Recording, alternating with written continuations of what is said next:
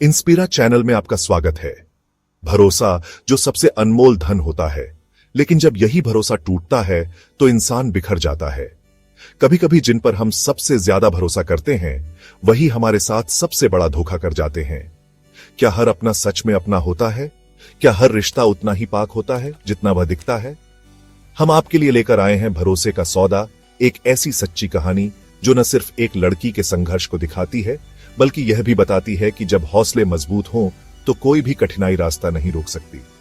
पिछले एपिसोड में आपने देखा कि रुकैया ने अपने भाई सलीम की साजिश का शिकार होने के बाद भी हार नहीं मानी। उसने खुद को संभाला, समाज में अपनी जगह बनाई और अपनी लड़ाई लड़ी। लेकिन क्या यह काफी था? आज हम लेकर आए हैं इस कहानी का सबसे अहम मोड़, रुकैया का बदला और न्याय की लड़ाई।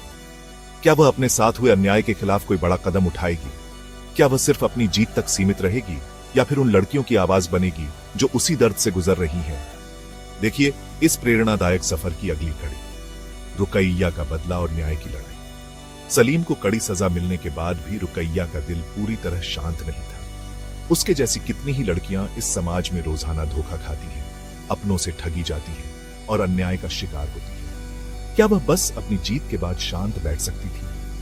अगर मुझे दर्द सहना पड़ा तो मैं चाहती हूं कि कोई और लड़की मेरी तरह इस दर्द से न गुजरे, रुकैया ने खुद से वादा किया। रुकैया ने फैसला किया कि अब वह चुप नहीं रहेगी। उसने अपनी कहानी को एक हथियार बनाने की ठानी। उसने उन लड़कियों की मदद करने का संकल्प लिया जो समाज की नजरों में कमजोर थीं, मगर उनमें ताकत थी लड़ने की। रुकैया ने अपनी बचत और एनजीओ के समर्थन से एक सहारा केंद्र खोला, एक ऐसा स्थान जहां उन लड़कियों को सहारा मिल सके जो अपने परिवार या समाज से सताई गई थी। पहले ही महीने में 5 लड़कियां वहां रहने आई। किसी को घर से निकाल दिया गया था, किसी को शादी के नाम पर बेचा जा रहा था और कोई अपने ही परिवार के जुल्म का शिकार थी। रुकैया ने न सिर्फ उन्हें सुरक्षा दी बल्कि उन्हें न्याय दिलाने के लिए वकीलों से मदद भी ली। धीरे धीरे उसका नाम फैलने लगा, लेकिन इसके साथ ही खतरे भी बढ़ने लगे।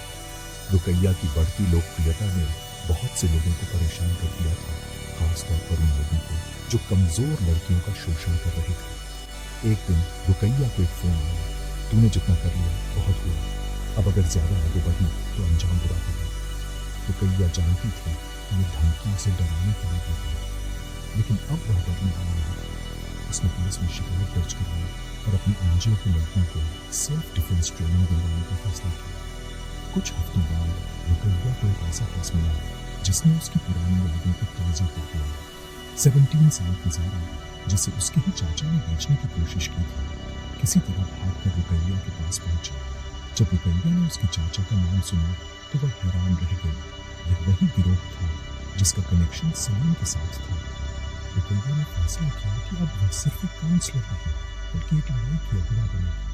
उसने पत्रकारों, वकीलों और पुलिस को साथ लेकर एक बड़ा अभियान चलाया। ये सिर्फ मेरी लड़ाई नहीं बल्कि हर उस लड़की की लड़ाई है जो कमजोर समझी जाती है, रुकैया ने एक प्रेस कॉन्फ्रेंस में कहा। रुकैया की कोशिशों का असर हुआ। पुलिस ने गिरोह के कई लोगों को गिरफ्तार किया। ज़ारा को न्याय मिला और सहारा केंद्र अब और भी बड़ी संख्या में लड़कियों को सहारा देने लगा। रुकैया अब सिर्फ अपनी जिंदगी नहीं बल्कि सैकड़ों जिंदगियों को बदल रही थी। उसने खुद को साबित कर दिया कि एक लड़की अकेली कुछ नहीं कर सकती। ये सोचने वालों की सोच ही गलत है। आपका क्या सोचना है? क्या हर लड़की को अपने हक के लिए लड़ना चाहिए? क्या हमें भी अपने समाज की उन सच्चाइयों के खिलाफ आवाज नहीं उठानी चाहिए जो अक्सर दबा दी जाती है? अपने विचार हमें कमेंट में जरूर बताइए। और अगर आपको यह कहानी प्रेरणादायक लगी तो इंस्पिरा चैनल को लाइक, शेयर और सब्सक्राइब करना ना भूलें। भरोसा के साथ।